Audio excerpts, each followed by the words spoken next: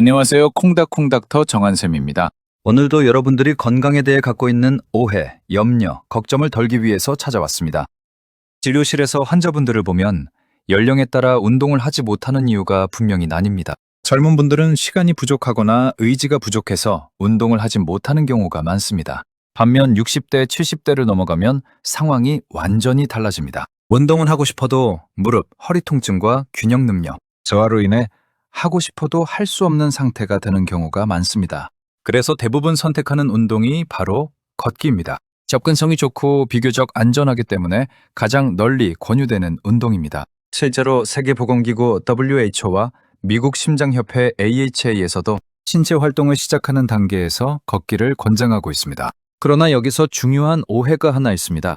많은 분들이 걷기만 하면 운동은 충분하다고 생각하신다는 점입니다. 결론부터 말씀드리면 일반적인 느린 걷기만으로는 충분한 운동 효과를 얻기 어려운 경우가 많습니다. 그 이유는 운동의 핵심이 움직임 자체가 아니라 몸에 얼마나 충분한 생리적 자극을 주었는가에 있기 때문입니다. 운동의 효과는 일정 수준 이상의 강도에서 나타납니다. 미국 스포츠의학회 ACSM에서는 중강도 운동을 말은 가능하지만 노래는 어려운 정도의 호흡 상태로 정의하고 있으며 주당 최소 150분 이상의 중강도 운동을 권장하고 있습니다. 또한 미국 보건복지부에서 발표한 신체활동 가이드라인에서도 동일하게 주 150분에서 300분 중강도 운동을 권고하고 있습니다. 문제는 대부분의 환자분들이 하는 걷기는 이 기준에 도달하지 못한다는 점입니다. 천천히 산책하는 수준의 걷기는 심박수를 충분히 올리지 못해 심폐기능 개선이나 인슐린 저항성 개선과 같은 대사적 효과가 제한적일 수 있습니다. 두 번째 문제는 근력입니다. 나이가 들수록 근육량은 자연스럽게 감소하는데 이를 근감소증이라고 합니다. 근감소증은 단순히 힘이 약해지는 문제가 아니라 낙상 위험 증가, 당뇨병 및 대사질환 악화, 심혈관 질환 위험 증가와 밀접하게 연관되어 있습니다. 중요한 점은 걷기만으로는 이 근육 감소를 충분히 막기 어렵다는 사실입니다. 이에 따라 유럽 심장학회 ES 및 미국 심장협회에서도 유산소 운동과 함께 주 2회 이상의 근력 운동 병행을 명확히 권고하고 있습니다. 따라서 운동의 목표는 단순히 걷는 것이 아니라 숨이 약간 차고 땀이 날 정도의 빠른 걷기 속도, brisk walking, 그리고 여기에 근력 운동을 병행하는 것이 되어야 합니다. 여기서 또 하나 중요한 문제가 있습니다. 바로 걷는 자세입니다. 걷기를 한다고 해서 모두 운동이 되는 것은 아닙니다. 오히려 잘못된 자세로 걷는 경우 관절의 부담을 증가시키고 통증을 악화시킬 수 있습니다. 무릎 통증이 있는 분들은 충격을 줄이기 위해 다리를 들지 않고 끌듯이 걷는 경우가 많습니다. 이러한 보행은 정상적인 근육 사용이 이루어지지 않아 근력 강화 효과는 거의 없고 오히려 낙상 위험을 증가시킵니다. 허리 통증이 있는 경우에도 마찬가지입니다. 허리를 펴지 못하고 구부정하게 걷거나 좌우로 흔들리는 보행은 척추와 관절에 비정상적인 하중을 가하게 됩니다. 결국 자세가 무너진 걷기는 운동이 아니라 관절을 소모시키는 행위가 될 수 있습니다. 따라서 걷기는 반드시 자세 교정과 함께 이루어져야 하는 운동입니다. 현실적으로 운동이 어려운 분들을 위해 간단한 근력 운동을 권해드릴 수 있습니다. 대표적으로 뒤꿈치 들기 운동, calf raise 있습니다. 이는 장비 없이도 시행할 수 있으며 종아리 근육 강화와 정맥순환 개선에 도움이 되는 운동입니다. 이러한 운동을 하루 50에서 100회 정도 개인 상태에 맞게 나누어 시행하고 점진적으로 횟수와 유지 시간을 늘려가는 것이 좋습니다. 한편 운동은 부족한 것만큼이나 과도한 것도 문제가 됩니다. 많이 할수록 무조건 좋은 것은 아닙니다. 장기간 고강도 지구력 운동을 반복하는 경우 심방세동 발생 위험이 증가할 수 있으며 일부 연구에서는 관상동맥 석회화 증가와의 연관성도 보고되었습니다.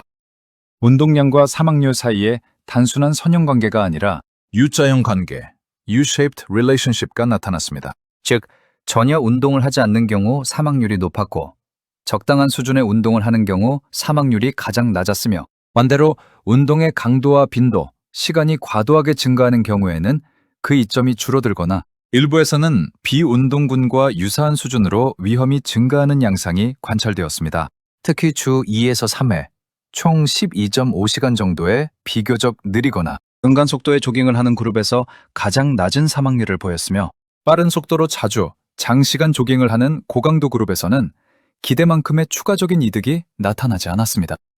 이 결과는 운동의 효과가 많이 할수록 계속 좋아지는 구조가 아니라 일정 수준에서 최적의 효과를 보이는 구간이 존재한다는 점을 시사합니다. 장기간 고강도 지구력 운동을 지속하는 경우 심방의 구조적 변화와 섬유화가 유발되면서 심방세동 발생 위험이 증가할 수 있고 반복적인 심장 부하로 인해 우심실 스트레스와 일시적인 심근 손상, 소견니의 심근 효소 상승이 관찰될 수 있다는 점이 언급되었습니다. 또한 일부 연구에서는 이러한 고강도 운동을 장기간 지속한 사람들에서 관상동맥, 석회화 점수가 증가하는 경향이 보고되기도 하였습니다.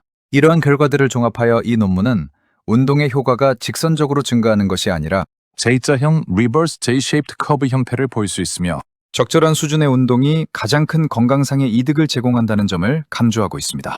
특히 중강도 수준의 운동을 규칙적으로 시행하는 것이 사망률 감소와 심혈관, 질환 예방 측면에서 가장 일관된 이득을 보이며 반대로 운동을 전혀 하지 않는 상태와 장기간, 과도한 고강도 운동 사이에서는 예상과 달리 건강상의 차이가 크지 않거나 일부에서는 오히려 불리한 결과가 나타날 수 있습니다. 다만 이러한 결과를 해석할 때 반드시 주의해야 할 점은 이 연구들이 강조하는 과도한 운동의 위험은 일반적인 생활 수준의 운동이 아니라 장기간 반복되는 고강도 지구력 운동을 주로 대상으로 한다는 점입니다. 실제 임상에서는 대부분의 환자들이 운동 부족 상태에 해당하며 건강관리 측면에서 가장 중요한 문제 역시 운동을 너무 많이 해서 생기는 위험이 아니라 운동을 하지 않아서 발생하는 위험입니다. 따라서 이 연구들의 핵심 메시지는 운동을 줄이라는 것이 아니라 과도한 운동에 대한 막연한 이상화를 경계하고 개인의 상태에 맞는 적절한 강도와 양의 운동을 꾸준히 유지하는 것이 가장 중요하다는 점으로 이해하는 것이 바람직합니다. 그래서 현재 대부분의 가이드라인에서는 중강도의 운동을 주 3에서 5회, 총 150분 이상 시행하는 것에 가장 이상적인 운동 형태로 권장하고 있습니다. 결국 운동의 핵심은 단순합니다. 많이 하는 것이 아니라 내 몸 상태에 맞게 올바른 방법으로 적절한 강도로 꾸준히 하는 것입니다. 그러나 걷기만으로 충분하다고 생각하신다면 그것은 절반만 맞는 이야기입니다. 객관적 결과를 토대로 현명하고 지혜로운 판단하셔서 모두가 미래에 건강하시길 소원해봅니다. 이상 정한샘 내과 의원 정한샘이었습니다.